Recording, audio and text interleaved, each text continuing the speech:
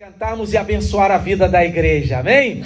Abra comigo, se você tem a sua Bíblia, em Mateus capítulo de número 9, versículo 16 e o versículo de número 17. O intuito de nós estarmos aqui, primeiro, não é para nós sermos abençoados. Esse não é o primeiro intuito da igreja. O primeiro intuito da igreja estar aqui é para fazer o louvor o quê? Ao Senhor, é para exaltá-lo, é para dar a Ele glórias, honras e louvores, e para dizer a Deus que Ele é maravilhoso e cuidou de você e de mim essa semana. Quem sentiu o cuidado de Deus esta semana? Amém. Que maravilha! Segundo, é para nós estarmos em Salmo 133. Diga comigo, ó quão bom e suave é que os irmãos vivam em quê? Em bagunça? Em união, vamos dizer união. Isso que nós estamos aqui para fazer em segunda instância, na segunda fase da nossa reunião aqui, viver em união. E terceiro, para que a bênção do Senhor nos alcance também, amém? Então a bênção do Senhor vai te alcançar também, porque Ele é um Deus de misericórdia, Ele é um Deus bondoso. Ele recebe louvor e sabe que os filhos dele precisam e querem ser abençoados por ele. Por isso nós estamos aqui reunidos nesta noite. Quem já encontrou, por favor, me dá um sinal aí, um amém. Amém. Mateus capítulo 9, versículo de número 16 e o versículo 17. Está dizendo assim: ninguém põe remendo de pano novo em vestido velho, pois semelhante remendo rompe o vestido e faz-se maior rotura. Nem se põe vinho novo em odres velhos. Do contrário, rompem-se os odres, entornam-se o vinho e os odres se estragam. Mas põe-se vinho novo em odres novos, e ambos se conservam. Fala comigo, repita após mim. Vinho novo tem que ser colocado em odres novos, em vasos novos. Amém? Fecha os teus olhos. Vamos estar orando ao Senhor e agradecendo a Ele por esta palavra. Pai bendito, Deus maravilhoso, obrigado por este dia de domingo, por esta data tão maravilhosa. Hoje o pastor desta igreja, junto com a família, porque quando nós fazemos aniversário, a nossa família e semelhantemente nossos filhos, a esposa, são abençoados. Pai, visita o pastor Aguinaldo agora, a pastora Elaine, visita o James, visita, meu Deus, em nome de Jesus, toda a família. Ó Pai, visita agora, cura eles de todo mal, dá saúde para os teus filhos e dá longevidade de vida ao pastor Aguinaldo, que nesta data está fazendo mais um ano de vida, que ele possa, Senhor, ser rejuvenescido pelo Senhor, renovado pelo Senhor, que ele possa receber força como a força de um jovem, a força da águia. Muito obrigado por esta oportunidade. Aqui está a igreja Batista Ebenezer, que precisa ouvir a tua voz mais um domingo, mais uma vez. Senhor, fala conosco nesta manhã maravilhosa, que nós possamos te dar glórias, te dar honras e te dar louvores, e com certeza o teu Espírito sondará cada coração, cada vida, e fará aquilo que ele veio para fazer e está para fazer na nossa vida, em nome de Jesus. Todo impedimento contra o crescimento desta obra que nós repreendemos no nome de Jesus. As pessoas que estão afastadas, que estão frias, que não vieram à igreja ainda, Pai, toca no coração delas, restaura a fé, restaura a sorte, traga de novo para congregar, para te dar louvores neste lugar, em nome de Jesus. O mesmo Espírito que ressuscitou Jesus dos mortos, que é o Espírito Santo, ressuscite os que estão lá nas casas, Pai, mortos espiritualmente. Entra neles, Espírito Santo, e faz uma grande obra para louvor e para a glória do teu nome. Quem crê que Jesus vai fazer uma obra e já está fazendo, diga glória a Deus nesta manhã. Por favor, tome o teu assento em nome do Senhor Jesus. Glorificado seja Deus. Mais uma vez, obrigado a todos vocês, ao pastor Aguinaldo, pastor Elaine e ao nosso Deus por essa rica e maravilhosa oportunidade nesta manhã. Bom revê-los, aqueles que nós já conhecemos e outros que não conhecemos.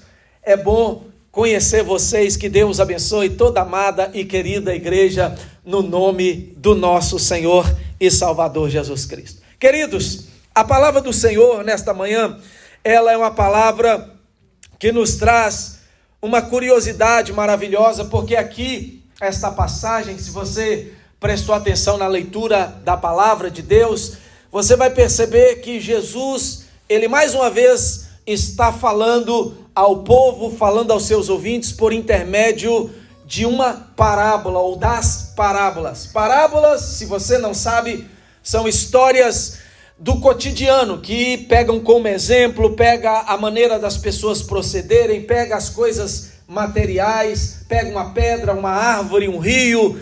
E aqui Jesus, ele usa também das coisas cotidianas para trazer uma realidade espiritual para o povo. Jesus fala de duas coisas interessantes que as mulheres e os homens naquela época lidavam. Uma das coisas que você vai perceber são as costureiras. A costura é algo normal, é algo corriqueiro. E nós sabemos muito bem que aqui nós temos esta praticidade. Você ir ali em uma loja, lá no shopping, no mall, e comprar já uma roupa pronta, que ajusta a sua medida. Não precisa de fazer nenhum ajuste. É claro que se for preciso, você vai procurar uma costureira e ela vai fazer um alfaiate, os homens, e vai fazer o ajuste da roupa. Mas comumente aqui, pelo fato de ter aquelas numerações, nós não precisamos, na maioria das vezes, fazer os ajustes nas roupas. E você percebe que Jesus usa a segunda coisa interessante, que é os odres. Os odres, eles eram feitos de couro de cabra. Era tirado o couro e era costurado. E estes odres, que parece com um cantil, né, que é mais prático para você poder entender, e os homens, eles pegavam e colocavam água. Você sabe muito bem que no contexto de Jesus, no contexto da Palestina, no contexto pelo qual o povo e a história dos hebreus ela é redigida, você vai perceber que o sol naquele lugar é um sol muito forte, muito escaldante. Você sabe que a primeira coisa, quando nós estamos trabalhando agora no verão, do lado de fora no sol, e passamos meia hora, 1 hora, 2 horas, é a necessidade de nós tomarmos água. Então o povo que andava muito para vender as suas mercadorias, que cuidava das suas criações, eles andavam com estes odres, com esses cantis pendurados nas suas costas, aqui nos seus ombros. E eram feitos de quê? Era feito deste couro das cabras. Colocavam a água ali e ali mantinha a temperatura fresca. Mas uma coisa interessante, você percebia que quanto mais velho o odre, ele passava o tempo e a pessoa ia colocando este líquido ali, também colocava-se o vinho nos odres, né, para guardar, para armazenar, mas este odre ficava curado. Por quê? Se colocasse, vamos exemplo, o vinho para curar o odre, o vinho ele passa por um processo de fermentação, isso é algo natural do vinho. E o processo de fermentação que o vinho passa, ele dilata o odre. Se este odre posteriormente fosse furado, o que a pessoa tinha que fazer? Ou comprava outro, ou confeccionava outro, ou ela ia fazer o quê? Fazer um remendo. Mas aí tem um porém. Se o odre já está velho, já está curado, já está dilatado por causa da fermentação do vinho, se pegasse um pedaço de couro novo e colocasse ali, na sua maioria, aquele couro novo, pelo fato de não ter dilatado, de não ter fervido, né? Passado pelo processo da fermentação por causa do suco da uva e do vinho, ele iria se romper. Da mesma maneira também você vai perceber que talvez você gosta, o homem aí, de uma calça, a mulher gosta de uma saia ou gosta de um vestido e não quer dispor de passar para colocar dentro do trash, colocar dentro do lixo, jogar fora. E aí ela vai e procura uma costureira. E aí o que a costureira vai fazer? Vai buscar um pano igual ao outro e tentar fazer um remendo. Mas você pode perceber que pelo passar do tempo, aquele vestido, aquela calça, aquele tecido, pelo fato de já estar velho, se colocar um novo, o novo vai conservar. Ele vai poder e ter condição e força de passar pelas lavagens que poderão ser feitas posteriormente. Passar pelo vento, passar pelo sol, mas o pedaço velho, ou a grande maioria, que é o vestido velho, ele vai se romper por causa primeiro da costura e porque já está mais envelhecido do que o pedaço do pano e do remendo novo. Assim Jesus, se você não entendeu, se você não leu aí esta passagem do capítulo 9, porque a gente tem que saber primeiro do que está vindo antes, isso é a forma de interpretação da palavra. Você lê o que está antes e você entende o que está depois com aquilo que você está lendo, porque senão, se você pegar algum texto da palavra de Deus, para que você possa defender alguma coisa, isolar neste texto, você pode cair num erro. Jesus aqui, ele vem no capítulo de número 9, falando da conversão de um homem. Ele falando aqui primeiro do paralítico em Cafarnaum, mas ele vem falando no versículo de número 9, ao versículo 13, da conversão de um homem chamado Levi, que é a mesma coisa do nome Mateus. Este homem era um cobrador de impostos. Já ouviram falar de Levi aqui? Já ouviram falar de Mateus? Amém? O que aconteceu com Mateus? Mateus, resumindo tudo, ele escreve este evangelho aqui, o evangelho segundo Mateus, é ele, Levi, e ele está presente na história, porque um dia ele está sentado em um lugar que coleta impostos, chamado coletoria. Ele trabalhava para o Império Romano, e Jesus passa por ali, por aquele lugar. Ele para na coletoria. Coletoria de impostos era um lugar muito importante nas cidades importantes, se você não sabe, pelo qual havia entroncamentos de estradas. Você sabe que os entroncamentos são importantes porque ele pode levar para esta cidade, como pode levar para outra, Então tinha um entroncamento ali, e naqueles lugares de entroncamento de estradas, ali tinha um lugar onde cobrava impostos. Por quê? Porque por ali passaria pessoas com as suas montarias, com seus animais, e ali toda a mercadoria, e era obrigado naquela época, se um exemplo, se descesse de Jericó e fosse até Jerusalém, fosse até Betsaida, um exemplo, Betânia e tantas outras cidades, eles deveriam naquele lugar pagar os impostos para chegar no outro lugar e vender as suas mercadorias. Era uma das maneiras que o Império Romano, ele adquiria dinheiro das pessoas que vendiam o que? Mercadorias. E ali naquele lugar, em Cafarnaum, tinha uma coletoria de impostos. E ali estava Levi, ali estava Mateus. Quando Jesus passou por aquele lugar e parou ali, ele olhando para Mateus, ele fez um convite. Qual foi o convite? Vem e segue-me. Está escrito aqui no versículo 9. Passando adiante, Jesus viu assentado na coletoria um homem chamado Mateus. E lhe disse, segue-me. Ele se levantou e o seguiu. Mas existiam outras pessoas por ali, e vocês sabem muito bem que no meio do povo judeu existiam pelo menos 3 classes de líderes religiosos. O primeiro deles são chamados, eu não vou entrar em detalhes aqui, que vocês já ouviram falar de muitos, para a gente não perder o tempo e já entrar na mensagem. O primeiro deles eram os líderes religiosos de um partido religioso, que eles se trancavam em si, eles tinham determinadas ações, tinham determinadas leis, chamado fariseus. Segundo eram os outros, chamados saduceus.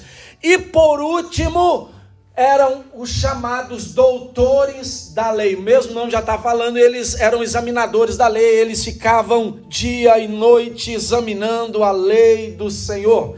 Então esses pelo menos 3 partidos religiosos existiam dentro do povo judeu, do povo de Israel. E quando Jesus deparou com este homem chamado Levi, chamado Mateus, ele fez um convite. O Espírito de Deus, o próprio Deus tocou no coração de Levi, e ele então recebeu o chamado de Jesus, levantando ali, deixando toda a sua vida, todo o seu posto, toda a sua função como cobrador de impostos. Ele seguiu a Jesus, ele tornou-se agora um discípulo de Jesus, um seguidor de Jesus, um aluno de Jesus. Mas este partido religioso que viu Jesus chamando ele, e aquela ação de levantar Levi, de levantar Mateus e seguir Jesus, começou a julgar a Jesus, a julgar aquele homem. E aí diz a palavra do Senhor, os fariseus vendo isso, versículo 11, perguntaram aos seus discípulos, aos discípulos de Jesus, perguntou assim: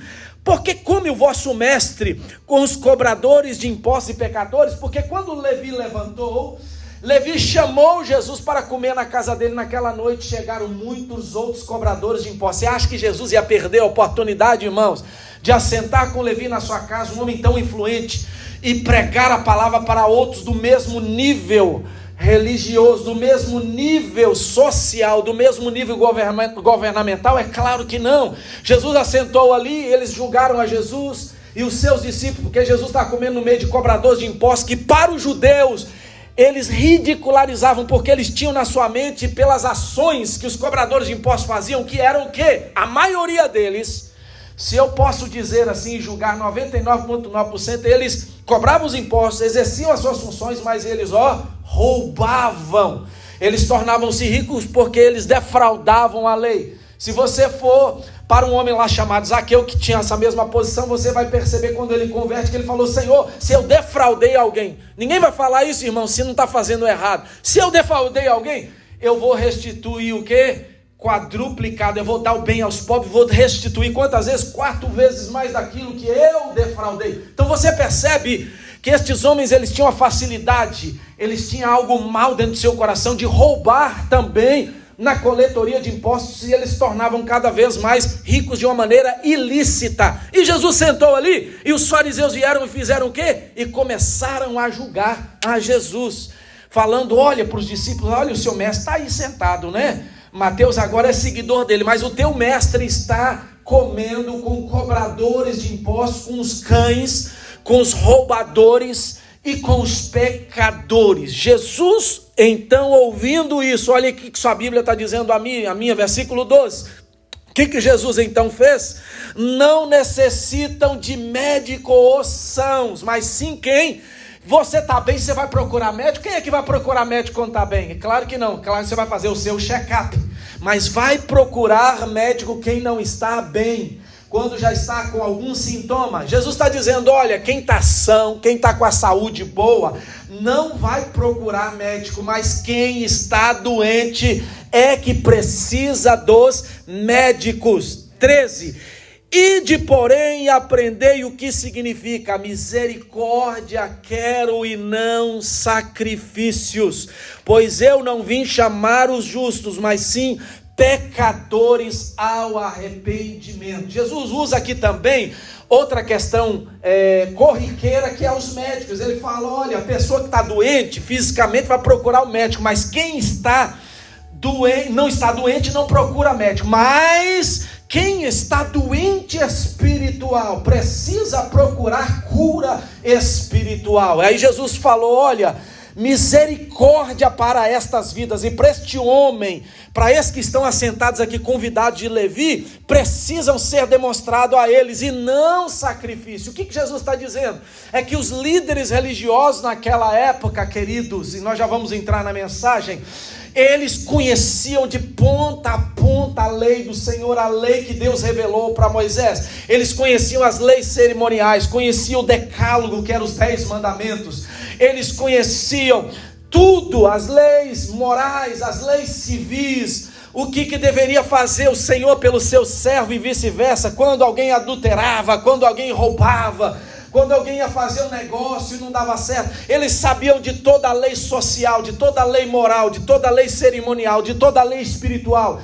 Mas uma coisa os fariseus, saduceus e doutores da lei deveriam fazer: era cumprir a lei, era viver a lei, e eles não viviam. Por isso que Jesus está dizendo: olha, o que é mais importante, aprenda o que significa misericórdia, eu quero, e não os sacrifícios. Jesus então diz aqui: eu não vim chamar as pessoas que estão na posição de justas, que se falam que são santificadas, que não tem nenhum pecado, mas eu vim chamar pecadores que se arrependem. Aleluia. Ele estava referindo ao encontro que Levi havia tido com ele ali, porque Levi deixou tudo. O que isso significa? Quando você deixa tudo que você acha que é a tua razão, que é o melhor para a tua vida, e você segue a Jesus, que é muito maior do que a tua razão. Isso é arrependimento. Você encontra com Deus, você entendeu que Deus, na pessoa bendita de Jesus, fez lá na cruz do Calvário por nós, dando a sua vida, para perdoar os nossos pecados, porque a razão humana não é maior do que a misericórdia, o perdão de Deus é a nova vida que Deus tem para nós, aleluia, louvado seja o Senhor. E aí Levi foi e seguiu a Jesus. Agora então, aqui no mesmo capítulo, versículo 14, vem novamente os discípulos de João, que é um outro grupo, que depois passaram a seguir a Jesus, esses discípulos de João, e começaram então a questionar e falar: Senhor, porque nós estamos jejuando, e os fariseus muitas vezes, mas quem te segue não está jejuando. Jesus falou: olha, agora vocês precisam jejuar, mas quando for tirar do noivo, não precisam jejuar. E Jesus só usou esses parênteses para poder falar de jejum e fechou os parênteses, mas voltou à mesma questão do assunto pelo qual ele estava falando lá no jantar da casa de Levi. Ele entra agora com uma parábola, e a parábola que ele usa primeiro é sobre o vestido velho com remendo novo. É o odre velho com remendo novo. O que isso quer dizer para nós, queridos? Quer dizer muitas coisas e maravilhosas. Que todo homem, que nós, segundo a Bíblia fala, todos pecaram. Romanos capítulo 3, versículo 23, todos pecaram e destituídos estão da glória de Deus. Todo ser humano é considerado um pecador. Todos nós temos a raiz do pecado enraizado em cada um de nós. E nós precisamos ser confrontados pela luz da palavra de Deus. E hoje em dia está assim, queridos. As pessoas, elas falam: eu vou à igreja, eu estou na igreja, mas muitas das pessoas, elas não sabem o que significa evangelho. A palavra evangelho quer dizer boas novas. E que boa nova é essa? Boa nova relacionada à salvação que Deus tem para nós na pessoa maravilhosa de Jesus. Jesus é as boas novas. Jesus é a mensagem que Deus trouxe ao mundo. João capítulo 3, versículo de número 16. Porque Deus amou quem? O mundo. Não amou só a igreja dele, não amou só você e a mim. Deus amou foi ao mundo inteiro. De tal maneira que ele demonstrou graça. Por quem? Pelo seu Filho, para que todo aquele que crê em Jesus não vai perecer, mas vai ter a vida eterna. Por isso que quando eu olho para este encontro de Levi de Mateus com o próprio Jesus, você vai ver que todo homem, ele necessita de uma cura no seu interior. É isso que nós queremos falar nesta manhã, a necessidade de uma cura interior. Todo homem precisa de uma cura interior. Você não pode pegar, a primeira coisa que nós queríamos falar é dos remendos novos em vestes velhas. Não tem como remendar. O pano pode ser o pano mais da mesma cor. Você pode pegar o mesmo pano e você está com a veste que já foi usada há um ano atrás, e lá onde vende o tecido e comprar um pedaço de pano, costurar, a melhor costureira, a melhor máquina, a melhor linha, e achar que aquilo vai resolver. Eu vou usar aqui, meu irmão, a minha esposa ali, ela não vai achar ruim, mas a minha esposa tinha uma calça que ela muito gostava, e esses dias ela procurou uma costureira, e ela mostrou para a costureira onde estava rasgada. A costureira: não, eu vou remendar aqui, vai ficar bom, mas pode romper, mas vai ficar bom. Aí ela pegou um pedaço de pano, é claro que é um jeans, e ela costurou ali. Aparentemente, quando a minha esposa pegou a calça com aquele lugar que estava rasgado, realmente ficou ótimo a costura, bem costuradinho, com muitas vezes passado no lugar. Quem é costureira, talvez aqui se tiver alguma costureira, ou já foi numa costureira, você vai ver e compreende que quando a costureira faz bem feitinho, você fala: poxa, parece um profissional, fica bem feito, não é verdade? Mas sabe o que aconteceu? A minha esposa foi usar a calça e no mesmo lugar rompeu a costura da calça. Ela jogou fora, porque não tem mais jeito, pode costurar 10 vezes com pano novo, que não dá jeito.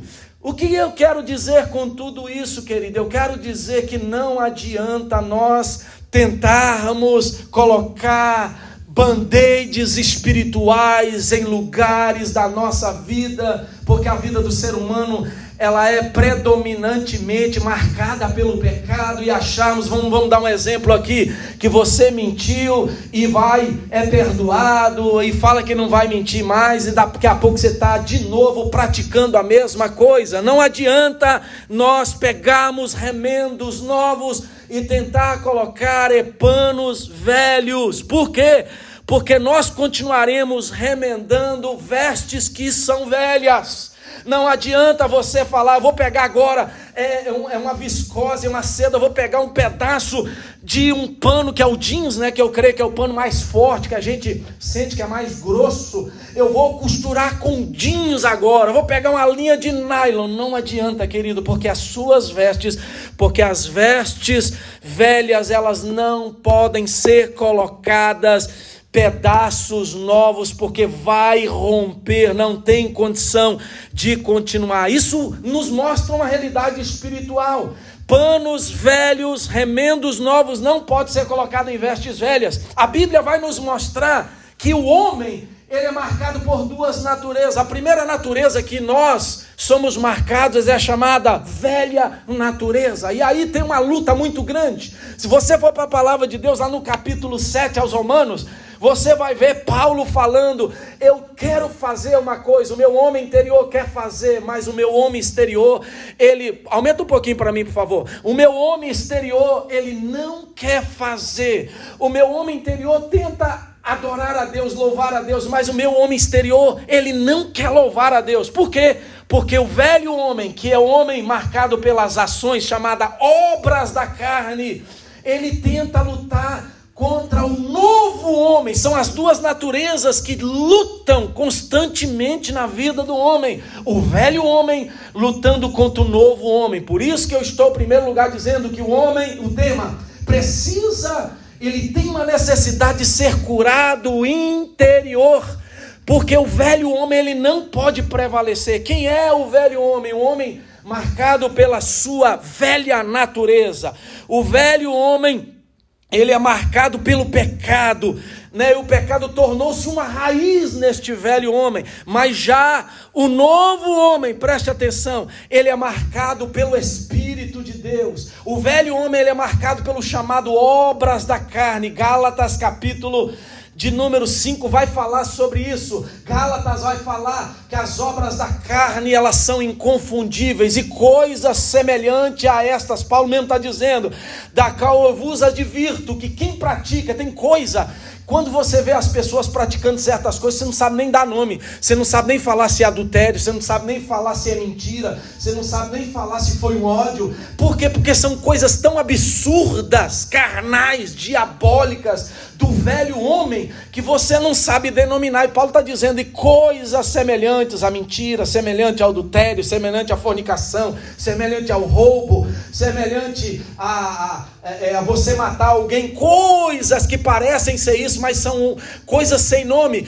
E ele disse, eu vos advirto que quem pratica estas coisas não herdarão o reino dos céus. Mas eu louvo ao Senhor que, ao inverso do homem chamado velho homem, tem um homem, novo homem. Este novo homem, ele é marcado pelo chamado fruto do Espírito. O Espírito Santo entra na vida deste novo homem. O Espírito Santo, ele vem e ele planta a semente do pecado. Ela é cauterizada, ela é queimada pelo fogo, pela presença do Espírito Santo. E agora o céu começa a agir dentro de nós, o Espírito age dentro de nós, e é como uma árvore, né? Uma árvore que dá fruto maravilhoso. Tem pessoas que não gostam de pregar o Salmo 1, mas o Salmo 1 é uma realidade na vida do homem. Lá está dizendo que bem-aventurado é o homem que medita na lei de dia e de noite. Lá estava dizendo mais ainda,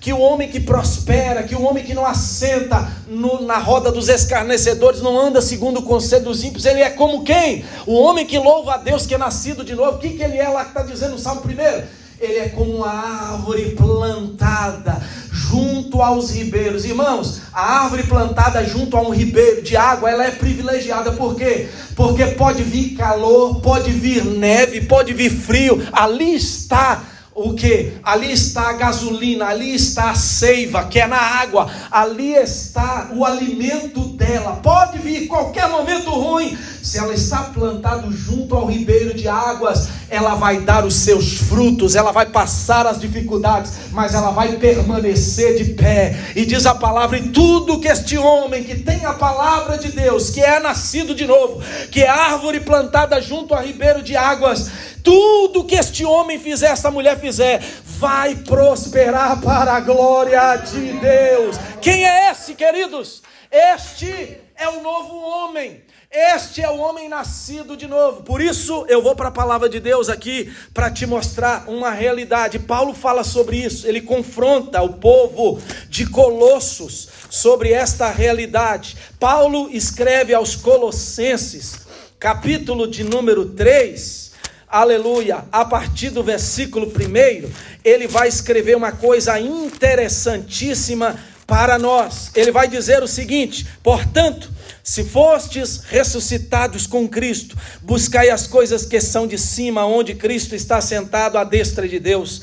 Pensai nas coisas que são de cima e não nas que são desta terra, pois morrestes e a vossa vida está oculta com Cristo. Mas para morrer tem que acontecer uma coisa que este texto aqui vai nos mostrar, que é um segredo para nós, que tem que acontecer para nós, para o velho homem ser tirado de cena e ser colocado o novo homem. O que tem que acontecer conosco? Vamos continuar. Versículo 4 diz assim: fazei morrer a vossa natureza terrena, a prostituição, a impureza, a paixão, a vil concupiscência, a avareza, que é a idolatria. Por estas coisas vem o quê? A bonança de Deus, vem a graça de Deus? Não, Paulo está dizendo, quem pratica as coisas terrenas, pecaminosas do velho homem, vem a ira de Deus sobre os filhos da desobediência. Vamos só parar aqui e já vou fechar o parênteses. Irmão, quem é o pai e a mãe que você fala uma vez com o filho e ele vai e desobedece? Fala a segunda vez, desobedece. A terceira, você não vai dar uma correção. Tem que corrigir, irmão. A Bíblia fala que a vara é necessária. Você não tem que espancar o seu filho, porque isso é um pecado, mas a vara é necessária. Você cortar o videogame, cortar o celular, dar uma chineladinha, isso é necessário, isso é correção. Que está dizendo que Deus faz isso, sabe por quê? A ira dele vem sobre os filhos, porque não obedecem, porque não querem viver uma nova vida. E aí Deus corrige. Por que Deus corrige? E nós como pais temos que corrigir nossos filhos, porque nós amamos os nossos filhos. Escuta uma coisa, se você mãe e pai, quem é aqui igual os irmãos aqui não tem filho ainda, mas aprende essa lição. Se você como mãe e pai, preste atenção, não corrige o teu filho. Sabe quem vai corrigir o teu filho? É o malandro lá fora. Quem vai corrigir o teu filho é o presídio lá fora.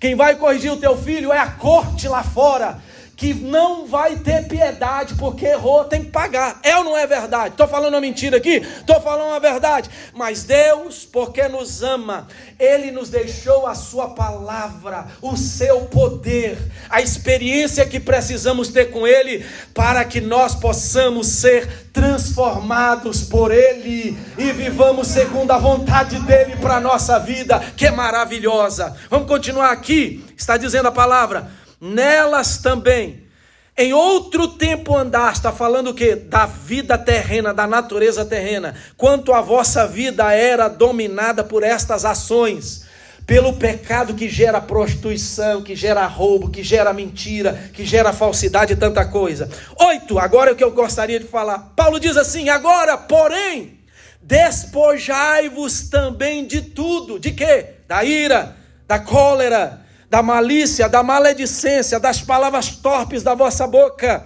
Não mintais uns aos outros, pois já vos despistes do velho homem com seus feitos, e vos revestistes do novo, que se renova para o conhecimento segundo a imagem daquele que o criou. Aleluia!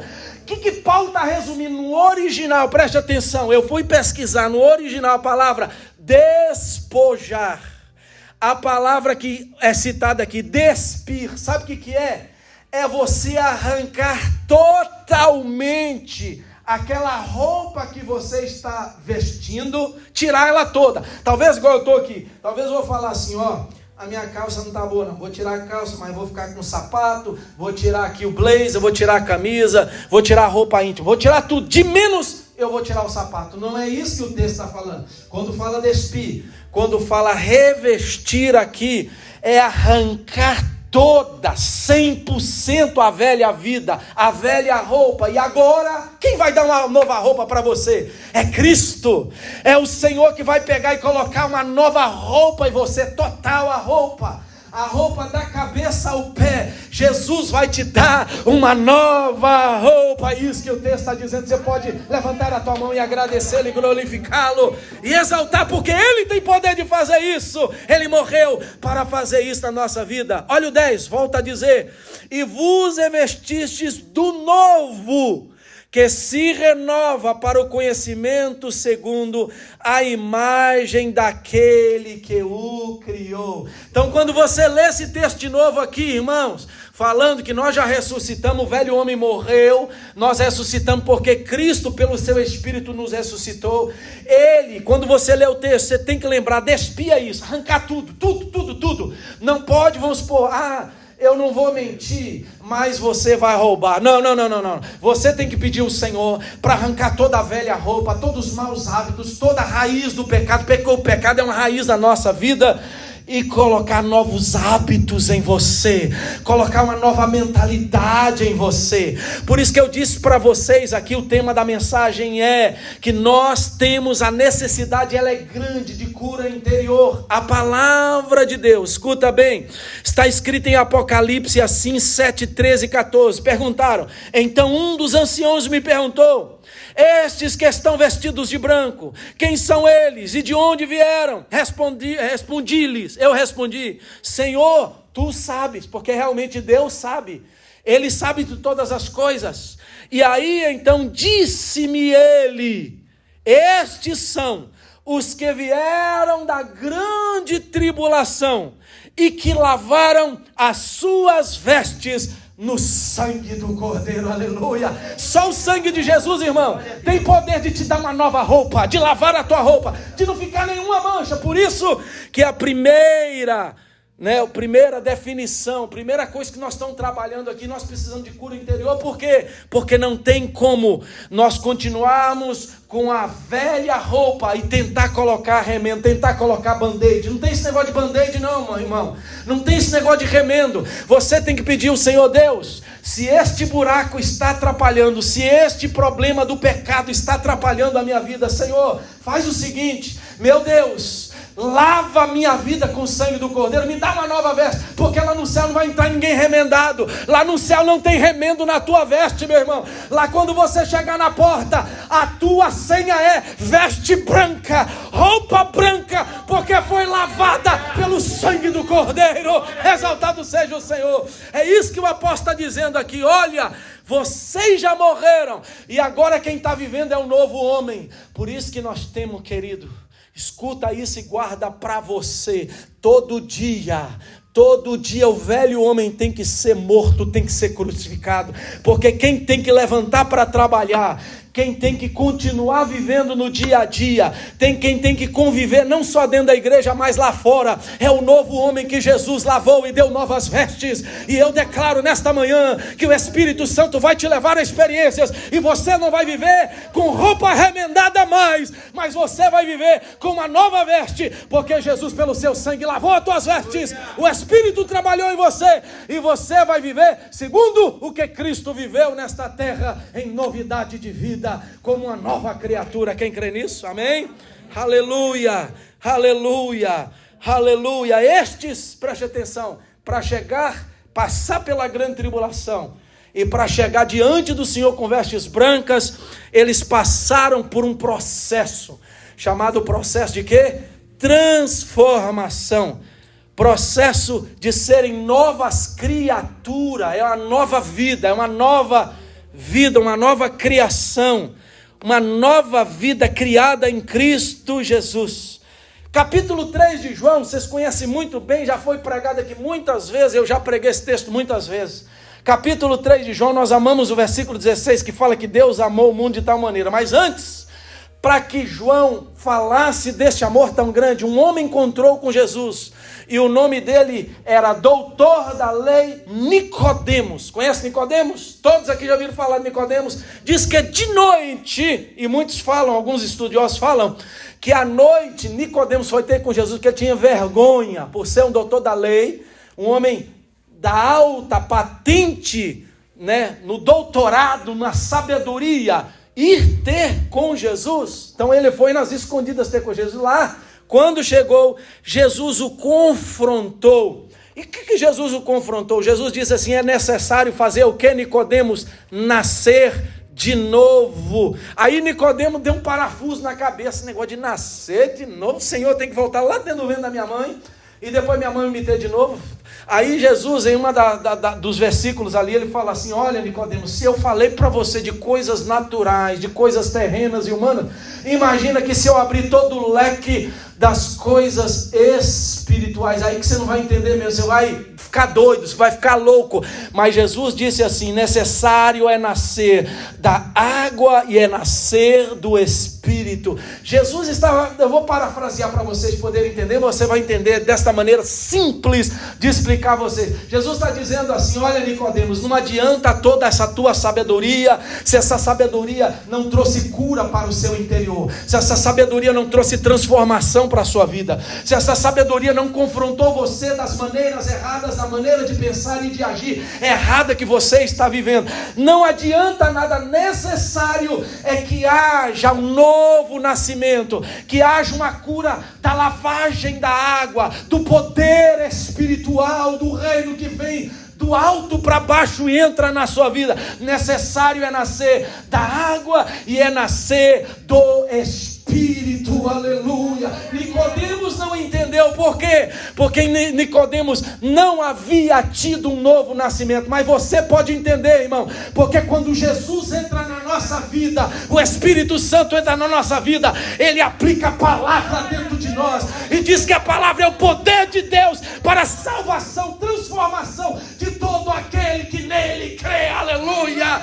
As coisas espirituais, ou seja, duas dimensões: a dimensão física e a dimensão espiritual. O físico é nós, o corpo físico e as coisas físicas que você vê, mas a dimensão espiritual, o homem físico não entende, irmão. Quando a pessoa olha para você, parou de beber, parou de namorar ilicitamente, parou de mentir, parou de fazer tanta coisa ruim, a pessoa dá um pinel, a pessoa fica louca. Por quê? Porque a dimensão física todos entendem, as coisas normais e absurdas da vida todos entendem, mas as coisas e a dimensão espiritual, só quem é nascido de novo vai entender a dimensão espiritual. Quando você fala paz do Senhor, meu irmão, quando você estende a mão para ajudar alguém, quando você perdoa quem te feriu, quando você ama incondicionalmente, quando você adora e vem para a casa do Senhor para adorar, isso são ações que o Espírito Santo plantou e mudou dentro de você. A natureza carnal saiu, que é a dimensão física, e entrou agora a dimensão espiritual do céu dentro da sua vida, e há um novo nascimento, uma nova mudança. E essa mudança não é, como Romanos 12 fala, não é só a transformação da mente, mas a transformação de quê? Das minhas ações. Não é só o que eu falo, porque falar muita gente fala. O mais importante é, boca calada e ações. Fazer, irmão Carlos, diácono Carlos, é muito mais importante do que falar. Falar todo mundo fala. Ah, meu irmão, amanhã 8 horas da manhã eu estou aqui. Estou dando um exemplo pequenininho. 8h30, 8h40. Né? Nós brasileiros temos esse defeito. Falar é muito fácil. Estou dando só um pequeno exemplo das nossas falhas. Você aprende aqui nesse país com o americano. Chegou 8h01, está demitido. Chegou 8h01, já não tem mais compromisso, não tem mais assinatura no contrato. Por quê? Porque você falhou com a sua palavra, você agiu errado. Assim é a palavra de Deus, querido. O Senhor está querendo de nós mais ações do que palavras. Senhor quer que a palavra pregada, que lida lá na sua casa, meditada, o Espírito Santo trabalhe para que Ele arranque esta velha veste, Ele arranque este tape, arranque este band-aid. Não tenha um kit de emergência na tua vida espiritual, por favor, jogue este kit fora e peça a Jesus para te dar vestes novas, aleluia, para que estas vestes novas te dê certeza que você vai entrar no céu pela porta, amém? Aleluia, é isso que a palavra de Deus nos mostra. Necessário, Nicodemos, é nascer de novo. Necessário, Nicodemos, é despir do velho homem, como o capítulo 3, versículo 8 está dizendo para nós, aos Colossenses. Necessário, está entendendo? Quem está entendendo a palavra aí, amém? Necessário é nascer de novo. Partindo para o nosso término, por que precisamos de uma grande cura, de uma necessidade de cura interior? Porque, primeiro, nós não podemos remendar o quê? Roupa velha com remendos novos, nem vice-versa. Roupa nova com remendo velho. É preciso arrancar a roupa velha, arrancar os velhos hábitos, arrancar a raiz do velho homem, do pecado, que é algo original na nossa vida, e deixar a dimensão espiritual pelo Espírito Santo vir até nós e operar uma mudança, transformação, um novo nascimento. É um born again, né, que fala em inglês, born again, nascer de novo. É um novo nascimento na nossa vida. Segunda coisa, mãos que resolvem são necessárias. Por que eu estou falando que é necessário cura interior? E segundo, é necessário, primeiro, é necessário não pegar o novo para pôr no velho e vice-versa. Tem que haver uma nova veste. Segundo, por que é necessário mãos que resolvem? Primeiro, porque as mãos humanas, elas não podem resolver problemas espirituais. Você não pode resolver o teu problema. Tem pessoas que falam assim como desculpa, vou dar só um e já vou entrar no que eu vou falar. Tem pessoas que dão uma desculpa, e essa desculpa falar é esfarrapada. Tem gente que fala assim, eu vou deixar tudo primeiro, deixar de fumar, deixar de beber, vai dar uma lista, né?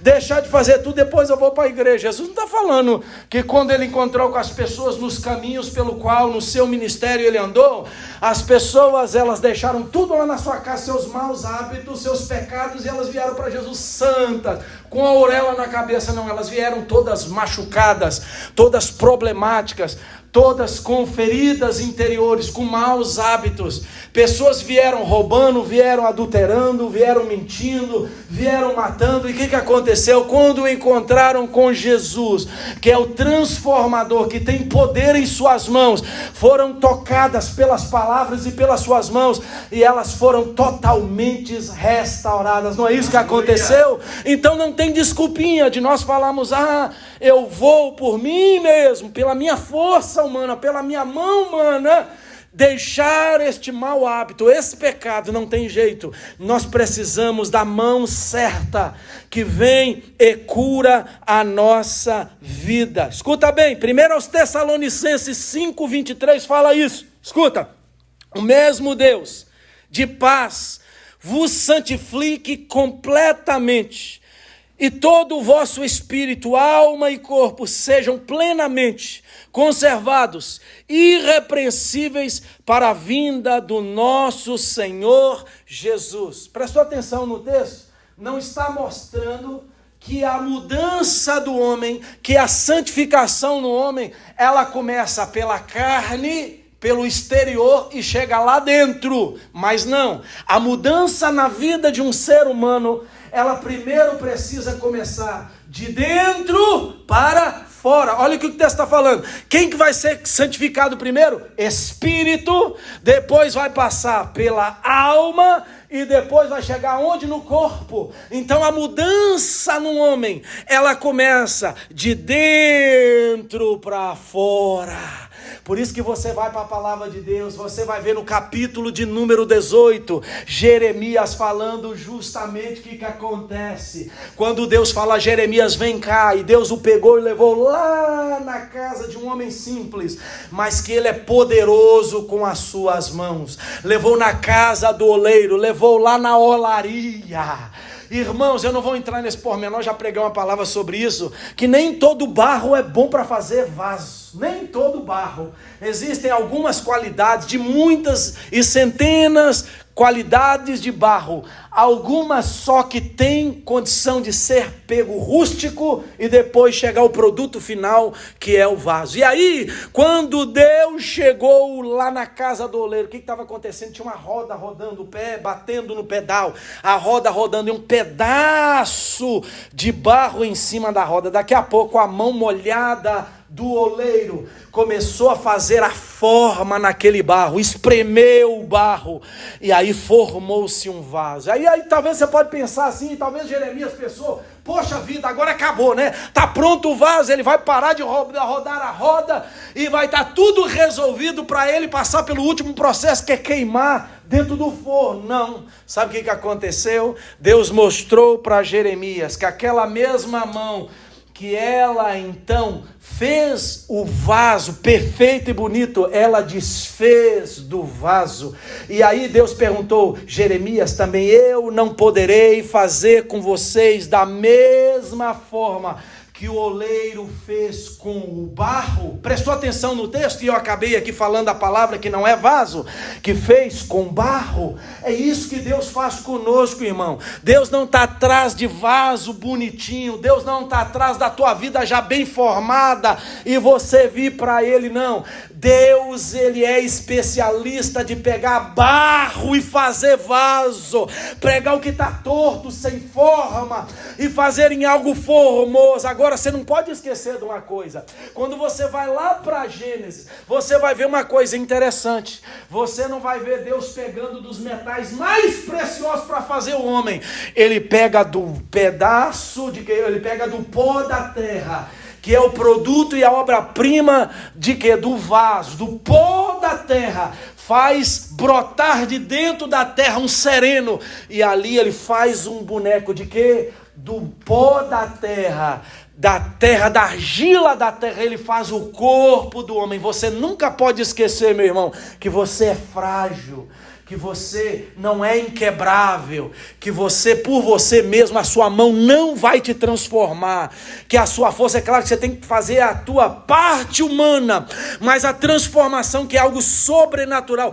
só quem pode fazer é a mão daquele que tem poder de fazer na sua vida, Jesus, o Deus Todo-Poderoso. Só Ele pode fazer você barro em vaso para louvor da sua glória. Quem pode aplaudir a Jesus nesta manhã maravilhosa? Lá está dizendo, não poderei eu fazer com vocês, povo de Israel, pegar o barro e fazer vaso. É isso que Deus está falando. Ele pega o barro, ele não pega o vaso, ele pega o barro rústico para fazer o vaso. Escuta Isaías 29:16. Vocês viram as coisas pelo averso. Deus está dizendo assim através do profeta ao povo, como se fosse possível imaginar que o oleiro é igual ao barro. Acaso o objeto formado pode dizer àquele que o formou, ele não me fez? E o vaso poderá dizer ao oleiro, ele nada sabe? Deus está dizendo assim, olha meu povo, vocês estão interpretando as coisas de maneira ao inverso. Vocês não estão interpretando as coisas da maneira certa. Por quê? Porque o povo pensava, eu posso fazer, eu posso me transformar. Não, quem pode transformar o barro em vaso é a mão do oleiro. Quem pode nos fazer, que nos fez no vento da nossa mão, é aquele que tem o poder da obra-prima na sua mão. É Deus, meu querido, minha querida. Só a mão certa é que pode transformar você barro, rústico, vaso quebrado, desfazer e fazer novo para louvor da sua glória. Isaías 45:9. Ai daquele que contende com o seu Criador, daquele que não passa de um caco entre os cacos no chão. Acaso o barro pode dizer ao oleiro, o que você está fazendo? Será que a obra que você faz pode dizer, você não tem mãos? Olha a pergunta que talvez audaciosa o ser humano faz para Deus. O que Deus representa na vida do audacioso, do homem cruel, do homem sem transformação? Nada, porque não crê em Deus. Mas, irmãos, terminando essa mensagem, eu gostaria de te dizer, Deus não depende de nenhuma glória nossa. Deus não depende de você para servi-lo. Deus não depende de você para adorá-lo. Se nós entendêssemos isso, irmão, nós nunca sairíamos da presença dele e da casa dele. Nós nunca deixaríamos este Deus por nada. Porque Deus não depende de nenhum aleluia e glória a Deus meu e seu. Deus não depende de nenhuma vez que você vem à igreja achando que está fazendo favor para o pastor, fazendo favor para a esposa, fazendo favor para o esposo. Sabe por quê? Porque nós podemos abandonar Deus, não servir Ele nunca na nossa vida. Você acha que Deus vai deixar de ser Deus por isso? Você acha? Responde para mim e para você. Você acha que Deus lá na sua glória, porque você está dando mais glória a Deus e menos glória a Deus, vai diminuir o poder dele e a essência do que ele é, da grandeza que ele é, da soberania que ele é? Não. Se você não quiser servir a Deus, presta atenção numa coisa. Quantos anos você vai viver na face da terra? Você vai viver 969 anos com Matusalém? Não. Diz que o homem depois do dilúvio, que seria enfado e canseira a vida do homem, segundo escreveu Salomão, o homem viveria no máximo 100 e quantos anos? 20 anos. No máximo. Se passar disso, é um milagre. E aí, eu te pergunto, meu irmão, passando de 120 anos, vamos supor que vai ser 130. 130 anos, homem que talvez viveu mais ou vai viver mais na face da terra. Te pergunto, quando passar desta existência, e aí? Para onde ele vai definir com as suas mãos? E com a sua ideologia? Para onde ele vai? Não. Sabe por quê? Porque Deus mesmo diz na sua palavra, eu sou o alfa, eu sou o ômega, eu sou o princípio, eu sou o fim, eu sou aquele que era, que é, que há de vir, eu sou todo poderoso, aleluia. Quem definiu a criação, quem está definindo agora a história, e quem vai definir a história futura, é o Deus oleiro, através das suas mãos e do seu poder. Se nós não quisermos nunca mais entrar nas portas dessa igreja, é uma opção nossa, mas a definição do que vai acontecer conosco está na mão deste Deus maravilhoso. Por isso hoje o meu conselho é, venha para as mãos dele, do que pode transformar a sua vida em um vaso de honra na sua casa. Porque preste atenção, aqui é uma alegoria, é uma conjectura, é uma comparação. Lá naquele lugar que é as mansões celestiais de Deus, só vai ter vaso de honra, porque vaso de desonra vai ser destruído pelo fogo. Vaso de honra que deixou a mão do oleiro transformar ele, que não era prepotente, que não tinha nenhuma concepção e não precisava da mão de Deus, vai ser destruído. Mas o vaso de honra que sentiu e deu credibilidade à mão do oleiro para o transformar, vai estar sendo colocado lá nas mansões celestiais, ao lado do Deus Todo-Poderoso, o Criador e o Feitor de todas as coisas. E a Ele nesta manhã damos honra, damos glória, damos louvor, porque só as mãos dEle é que pode transformar a nossa vida e nos fazer vasos de honra para o louvor da sua glória. Amém. Termina a palavra aqui dizendo, Filipenses 2:1, nós temos que viver a vida transformada, porque a mão daquele que é e tem a mão transformadora faz isso em nós. Viver a dimensão espiritual, o lugar ou onde Deus atua na nossa vida através do seu poder, é primeiro na nossa vida espiritual, para que depois transforme toda a nossa vida física. E o escritor, que é Paulo, escreveu aos Filipenses 2 o seguinte: para quem é transformado pela mão do Senhor deve viver nessa dimensão espiritual, a vida espiritual. Ele diz assim, portanto, se há algum conforto em Cristo, se há alguma consolação de amor, se há alguma comunhão no Espírito, se há alguns estranháveis afetos e compaixões, completai o meu gozo, para que tenhais o mesmo modo, e eu coloquei aqui T maiúsculo, de pensar, tendo o mesmo, coloquei em maiúsculo, mesmo amor, que é sentimento, o mesmo ânimo, está em maiúsculo, que é procedimento. pensando a mesma coisa, coloquei em maiúsculo, consciência. Nada façais por contenda ou por vanglória, porque esse é o velho homem.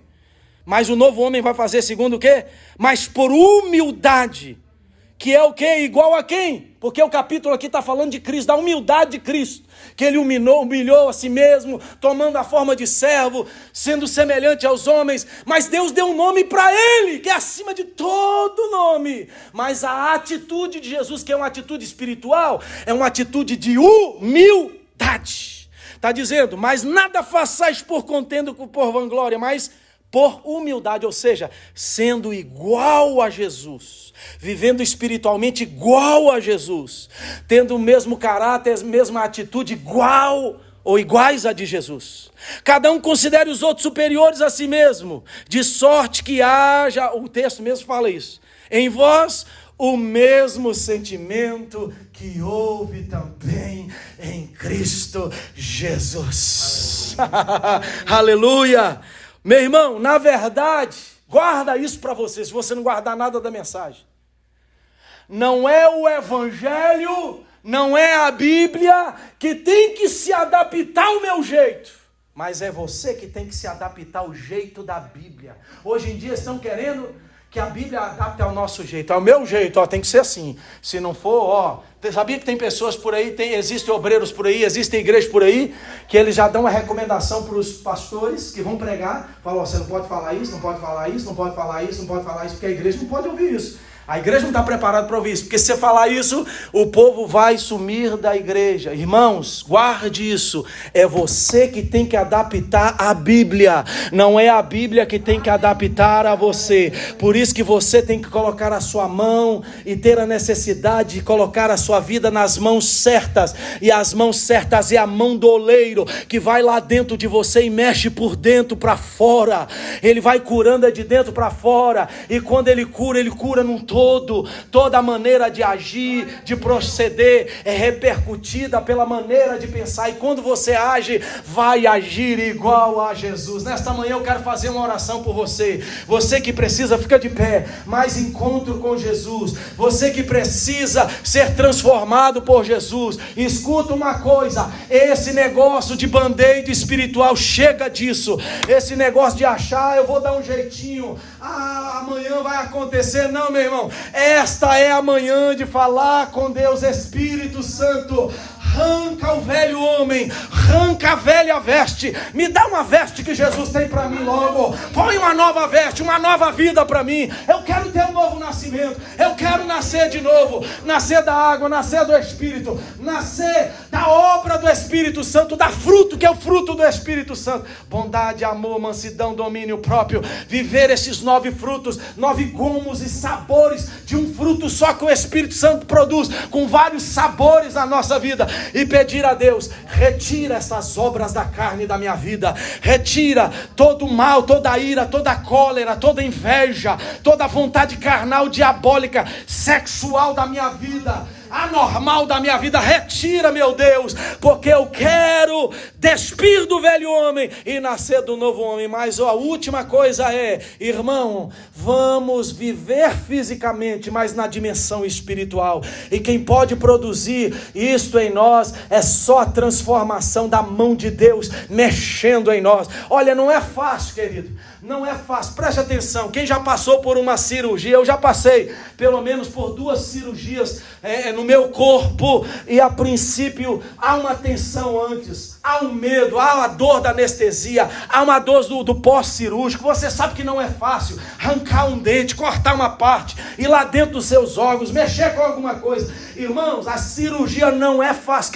Quem achou que foi fácil, maravilhoso, vai me dizer, quem já fez cesárea vai me dizer que é um hipócrita, porque cirurgia nada é fácil, ainda que dê 1000 anestesias em você. Pós-cirúrgico tem as dores, tem que tomar os remédios, tem o tempo de cura, não é fácil, mas tem uma coisa, depois que tudo cicatriza, depois que tudo chega ao normal, você vai agradecer. Por quê? Porque arrancou um incômodo dentro de você, porque tirou alguma coisa que estava trazendo um malefício para o seu corpo. Assim é a operação da mão de Deus na nossa vida. O pecado incomoda, o pecado atrapalha entrar no céu, o pecado atrapalha de nós vivermos um verdadeiro cristianismo, uma verdadeira semelhança de Cristo. E quando vem a mão de Deus e arranca tudo e coloca dentro de nós a vida espiritual que Deus tem para nós, e nós começamos a viver na dimensão espiritual como homens e mulheres, ainda que no corpo, mas espiritualmente, sabe o que acontece? Começa a haver glorificação ao nome de Deus através da nossa vida. É esta a vida de cristã que Deus tem para você. Você viver fisicamente, mas dentro do seu físico está aí um novo homem, uma nova mulher, que é conectado com a glória, que é igual a Jesus, aleluia!